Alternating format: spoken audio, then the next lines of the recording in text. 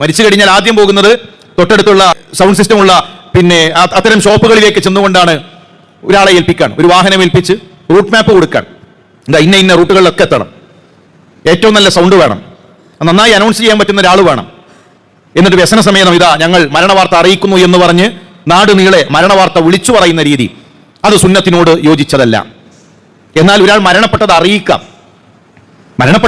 ഒരു പ്രത്യേകമായ രീതി, ആ ജാഹിലിയ രീതിയെ ഓർമ്മിപ്പിക്കുന്ന രൂപത്തിൽ അങ്ങാടികളിലൂടെ വഴിയോരങ്ങളിലൂടെ മുഴുവൻ മരണവാർത്ത വിളിച്ചു പറയുന്ന രീതി ശരിയല്ല.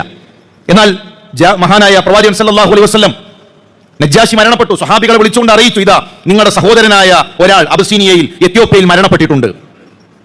പള്ളി അടിച്ചുവായിരുന്ന ഒരു സ്ത്രീ, അവർ മരണപ്പെട്ടു. റസൂലുള്ളാഹി ചോദിച്ചു, എന്തേ നിങ്ങൾ അറിയിക്കാതിരുന്നത്?